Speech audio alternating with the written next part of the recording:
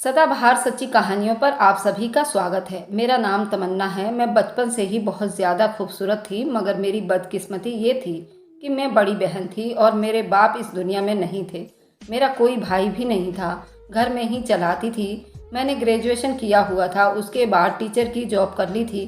जिस स्कूल में मेरी जॉब लगी हुई थी वह एक प्राइवेट स्कूल था और वहाँ बच्चों के साथ बहुत सर को खपाना पड़ता था। कभी किसी बच्चे को डांट देती तो उसके माँ बाप अगले रोज स्कूल आ जाते और प्रिंसिपल से मेरी शिकायत कर देते। मुझे बहुत बातें सुनाते और मुझे सुनना ही पड़ती थी। और उस नौकरी से मेरा घर ठीक से नहीं चल रहा था, क्योंकि मेरे 4 बहनें और भी थीं, जिसमें से एक बहन की मंगनी कर दी गई थी। वे लोग कहते थे कि हमने बारात लेकर आना है, लेकिन अभी तक हमारी तैयारी ना के बराबर थी। मम्मी कहती थी कि ये सब कुछ कैसे होगा। मेरे अकेले की कमाई से घर के खर्च पूरे नहीं होते थे। मेरी तनख्वाह के जो भी पैसे आते थे वे घर के खर्चे में ही लग जाते थे। अब बहन की शादी के लिए माँ पैसे कहाँ से लाती। बहन कहती थी कि मुझे शादी नहीं करनी, उन लोगों को मना कर देते हैं। वे भी हमारी मजबूरी समझ रहे थे। बाद में भी दहेज के नाम पर जलील करा करेंगे, लेकिन मम्मी कहती थी कि सारा जमाना एक जैसा नहीं है। मैं इधर उधर ऑनलाइन जॉब के लिए अप्लाई कर रही थी। मैं अपनी तरफ से पूरी कोशिश कर रही थी कि कहीं से मुझे कोई अच्छी नौकरी मिल जाए। और फिर एक दिन बहन के ससुराल वालों ने ये कह दिया कि आप लोगों ने शादी नहीं करनी तो मंगनी तोड़ देते हैं। हमारे बेटे को क्यों बिठा रखा है। इस बात से मैं बहुत परेशान थी और ऑफिस में मैं बैठी हुई थी जब मुझे एक कंपनी के तरफ से एक मेल सेंड हुआ था। कुछ दिन पहले मैंने दुबई एयरपोर्ट पर जॉब के लिए अप्लाई किया था और मेल वहीं से थी। वह कह रहे थे कि आप हमारे शर्तों पर पूरा उतरती हैं, हम आपके लिए वीज़ा और टिकट खुद भेज देंगे। आप हमारी कंपनी में आकर काम कर सकती हो। सबसे पहले आपको हज करवाया जाएगा और फिर एयरपोर्ट पर आपको रहने की जगह भी दी जाएगी और खाना भी हम लोग देंगे। जब मैं उनकी तनख्वाह देखी तो मेरे तो होश ही उड़ गए। वह हिंदुस्तान के हिसाब से 30 लाख रुपए बनते थे। मैंने पिछले 3 साल में भी नहीं कमाए थे। मैं बहुत खुश हो गई थी। उन लोगों की तरफ से ज्वाइन लेटर आया हुआ था। कोई मजाक नहीं था, मेरी तो ज़िंदगी बदल जानी थी।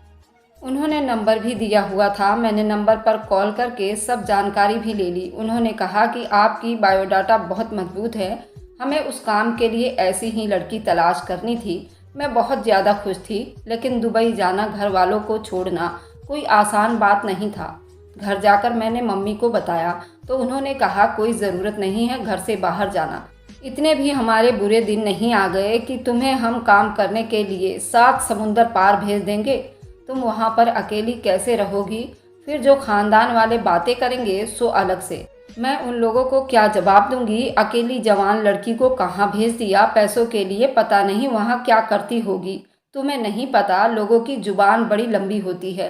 मेरी मम्मी ने तो साफ मना कर दिया और मुझे ढेर सारे लेक्चर भी सुना दिए थे। लेकिन जब मैंने आखिर में कहा मेरी तनख्वाह हिंदुस्तान के हिसाब से 3 लाख बनते हैं, मम्मी हैरान रह गई। कहने लगी दुनिया का काम ही बोलना, दफा मारो। लोगों का तो काम ही है दूसरों की बुराइयां करना। बेटी तमन्ना, तुम्हें इतनी अच्छी तनख्वाह हिंदुस्तान में कभी नहीं मिलेगी, तो वहाँ पर चली जाओ। और फिर इंसान अपना माहौल खुद बनाता है। इंसान खुद बुरा नहीं होता, उसके साथ कोई कुछ बुरा नहीं कर सकता। मैं हैरान थी कि कैसे मम्मी ने अपना बयान बदल लिया था। जैसे टीवी पर चैनल बदलते हैं, लेकिन वो बेचारी भी क्या करती।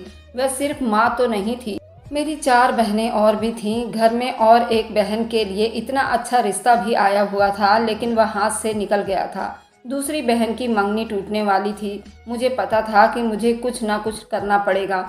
हमें बचाने के लिए और कोई नहीं आने वाला था। मुझे अकेले रहने से कोई समस्या नहीं था और काम करने की मुझे आदत थी। लेकिन ये बात अपनी जगह बहुत बड़ी थी। लोग बातें बहुत बनाते। मम्मी ने कहा कि हम लोगों का मुंह बंद कर लेंगे और जब उसे घर में पैसे आना शुरू हो जाएंगे तो फिर कोई कुछ नहीं बोलेगा।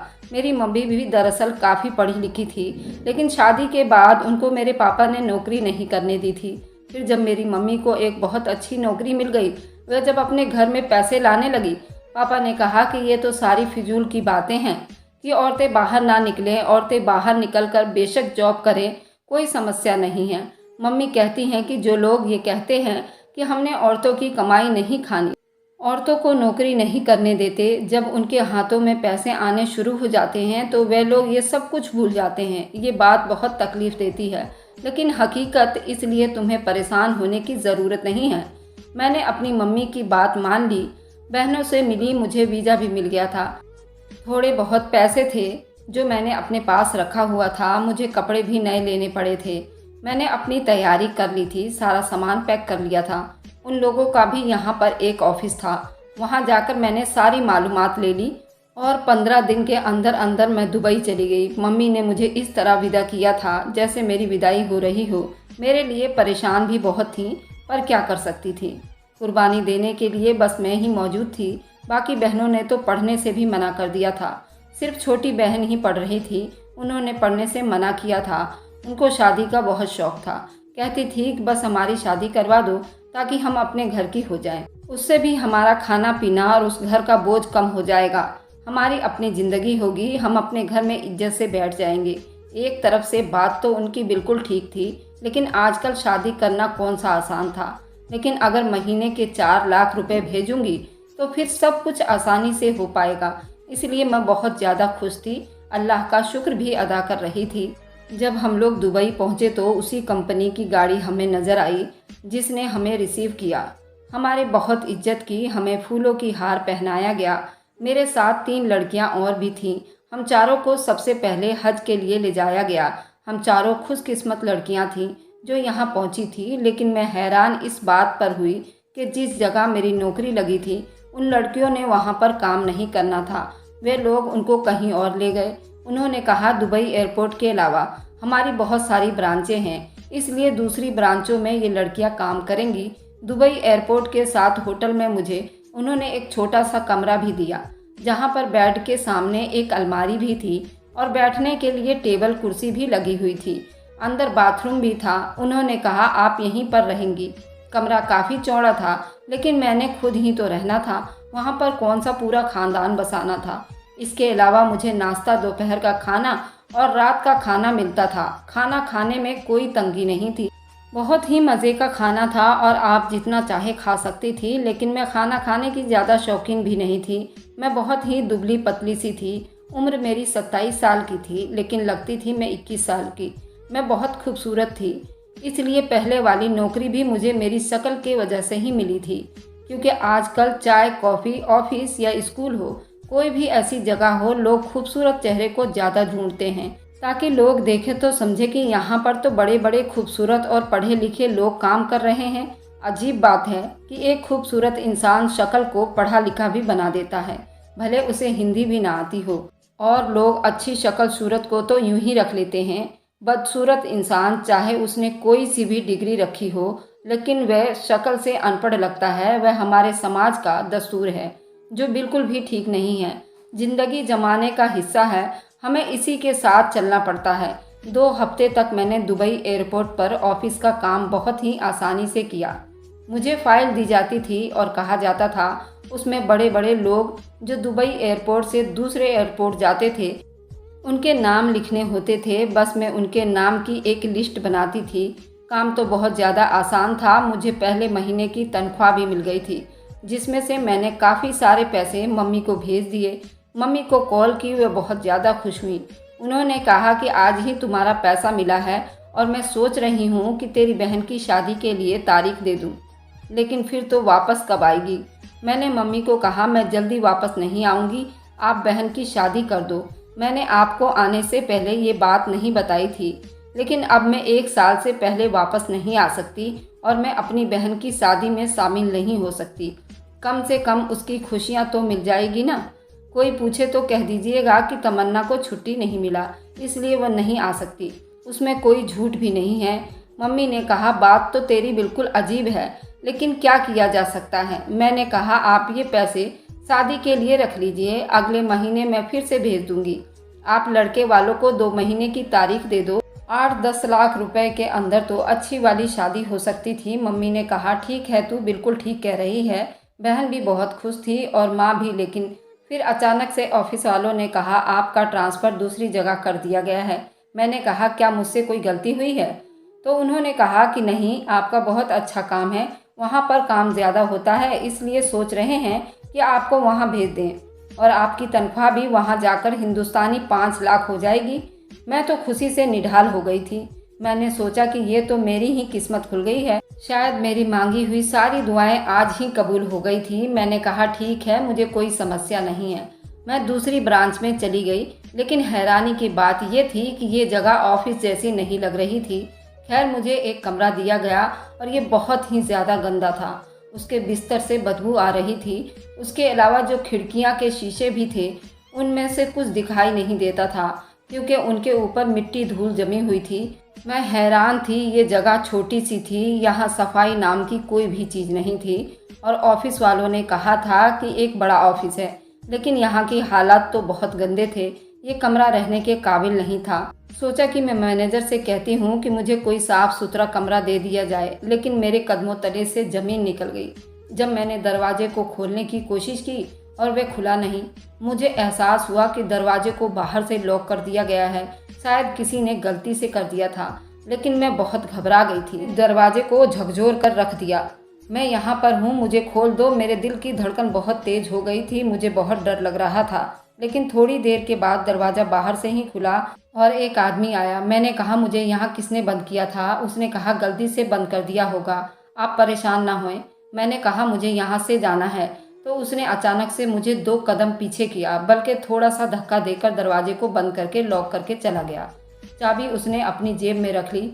मैंने कहा तुमने दरवाज़ा क्यों बंद कर दिया है?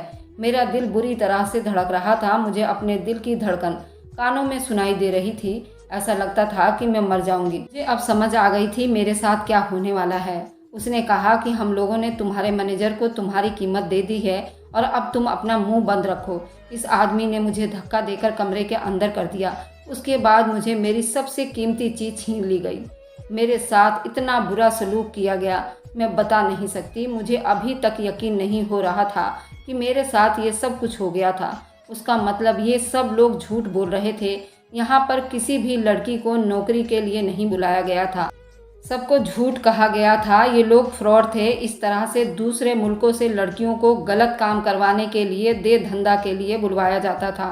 वह आदमी आते जाते मेरी हथेली पर पैसे भी रखकर चला गया था, जो हिंदुस्तानी 3 लाख बनते थे। उसने कहा तुम्हारी कीमत तो मैंने बाहर भी दे दी थी, लेकिन तुम इतनी खूबसूरत है कि मैं तुम्हें खुश होकर दे रहा हूँ। अगले हफ्ते मैं दोबारा आऊँगा तुम्हारे पास में। वैसे मेरा नाम अरमान है। मुझे उसकी बातें सुनाई दे रही थी, मेरे कानों से जैसे किसी ने गरम गरम शीशा डाल दिया था। मैं अपनी हालत को संभाल कर बैठी थी। अभी 2 ही घंटे बीते थे कि एक और आदमी मेरे कमरे में आया हुआ था। उसने भी वही किया। मेरी हालत तो अब ऐसी थी कि दुश्मन की हालत भी ऐसी ना हो। सुबह हुई तो मुझे एक औरत ने जगाया। उसने कहा कि ये लो तुम्हारी आज की कमाई। उसने मुझे कुछ पैसे दिए। मैंने कहा कि तुम लोग मेरे साथ ये सब क्यों कर रहे हो? उसने कहा तुम जैसी पागल लड़कियों के लिए ही तो ये सब कुछ होता है, जिनको सिर्फ पैसों की लालच होता है। तुम सिर्फ एक ऑनलाइन कॉलर हो। देखकर किसी की बातों में आकर अपना देश छोड़कर यहाँ आ गई हो। तुमसे ज़्यादा बेवकूफ़ कौन हो सकता है? तुम्हें क्या लगता है दुबई एयरपोर्ट पर तुम जैसी लड़कियों को जॉब दी जाएगी? पागल लड़की, ये सब तो एक ड्रामा था। और वहाँ पर जिन लोगों की लिस्ट तुम रोज़ बनाती थी ना, वह ग्राहकों की लिस्ट थी। वह सब तुम्हारे पास ही आएंगे। तुमने उस पर अपने साइन भी कर दिए थे। ये काम अपनी रजामंदी से कर रही हो, लेकिन फिक्र मत करो, इतने पैसे तुम्हें मिल जाएंगे कि महीने के 4-5 लाख रुपए तुम लोगी। अपने ख़ानदान वालों को पैसे भेज देना। उनका कहना मैं यहाँ पर दुबई एयरपोर्ट पर नौकरी करती हूँ। यहाँ पर किसी को पता नहीं चलेगा। वे लोग भी खुश और हम भी खुश। तुम्हारा काम भी चलता रहेगा। मैंने उस औरत के मुंह पर थप्पड़ मार दिया। मैंने कहा तुम कितनी बुरी इंसान हो। तुम्हें मरने के बाद दोजख मिलेगी। वह मुझ पर हंसने लगी और कहने लगी मैं पहले से ही दोजख में हूँ और आज तुमने मेरे मुंह पर थप्पड़ मार दिया है। अब देखना तुम्हारे साथ कितना बुरा होगा। तुम घबराई हुई हो इसलिए बर्दाश्त कर लिया, लेकिन आइंदा ऐसी हरकत की तो क्लाइंट जो आते हैं ना यहाँ पर, उनको अंदर मैं ही भेजती हूँ। इतने आदमी अंदर भेजूंगी कि 2 दिन में ही तुम्हारी रूह कांप जाएगी। मुझे उस औरत से बहुत ज़्यादा डर लगा था, लेकिन मैंने उसे माफ़ी मांग ली और वह चली गई। उसके बाद मुझे वह लड़की भी वहीं पर नजर आई जो हिंदुस्तान से मेरे साथ आई थी। उनका कहना था कि हमारे साथ भी यही सब कुछ हुआ है। ये बहुत खतरनाक लोग हैं और ये गैंग बहुत बड़ा है। हम उनको नहीं रोक सकते। हमारी जिंदगी अब यहाँ पर फंस गई है। वह तीनों लड़कियां भी मेरी तरह मजबूर थी, पर एक ने कहा कि अच्छा है, घर वालों को तो पैसे मिल जाएंगे, हमारे साथ क्या हो रहा है किसी को क्या पता है। यहाँ भी तो 10,000 वाली नौकरी के पीछे कितनी जलील होनी पड़ती थी। 2 हफ्ते बाद उन्होंने हमारे घर वालों की बात करवाई, लेकिन स्पीकर ऑन करके, और एक खौफनाक शक्ल का आदमी भी वहीं पर बैठा था। उसने कहा कि तुम लोग अपने घर वालों को कहोगे हम यहाँ पर बहुत खुश हैं, ताकि वहाँ पर कोई हलचल ना हो। लेकिन हम सब ने अपने घर वालों से झूठ बोला। हमारे आंसू हमारे हलक में ही अटक गए थे। जुबान के साथ नहीं दे रही थी, लेकिन फिर भी झूठ बोलना पड़ा और कहा कि हम लोग यहाँ पर ऑफिस में काम करते हैं, सब कुछ बिल्कुल ठीक है, बहुत अच्छे लोग हैं, पर्दे का इंतज़ाम भी है, हम लोग बिल्कुल भी किसी समस्या में नहीं हैं। लेकिन एक लड़की अपने जज्बात पर काबू ना रख सकी, अचानक से कह दिया कि मैं बहुत बड़ी मुश्किल में हूँ। लेकिन अभी उसकी बात पूरी नहीं हुई थी, फ़ोन काट दिया गया। लेकिन उसके बाद हमारी आंखों के सामने उस लड़की को इतना मारा गया, वो बेहोश हो गई।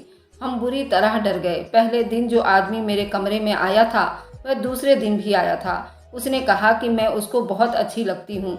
मैंने उससे कहा कि तुम मुझे यहाँ से निकाल सकते हो, अगर मैं तुम्हें इतनी अच्छी लगती हूँ तो तुम मेरी मदद करो। उसने कहा क्या तुम ये काम अपनी मर्जी से नहीं करती? मैंने कहा नहीं। मैंने अपने बारे में उसको सब कुछ बता दिया। मैं बहुत मजबूर हूँ और वह रोज़ मेरी मजबूरी की दास्तान सुन लेता, लेकिन फिर भी मुझ पर जुल्म करके चला जाता। वह मेरी मजबूरी के बारे में इतना जानता था कि मेरा फ़ायदा उठा रहा था। 3-4 महीने इसी तरह बीत गए। घर वालों को पैसे मिल रहे थे, एक बहन की शादी हो गई, दूसरी का भी शादी कर दिया गया।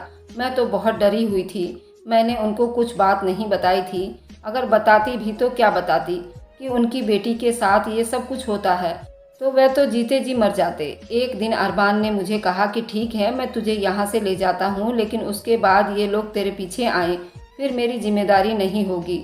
मैं कहूँगा कि मैं तुझे अपने साथ ले गया था और तू भाग गई है। मैं हैरान रह गई थी। आखिरकार उसने मेरी मदद करने का फैसला कर लिया था। अब मैं उस मौका से फ़ायदा उठाना चाहती थी। उसने मेरा टिकट और सारे इंतजाम भी करवा दिए, मुझे जहाज़ में बैठने का रास्ता भी दिखा दिया और कहा कि बस अब तुम यहाँ से भाग जाओ, वरना सारी ज़िंदगी तुम यहीं सड़ती रह जाओगी। अरमान भी हिंदुस्तान का रहने वाला था, मगर काम की वजह से कई साल से यहाँ पर अकेला रहता था।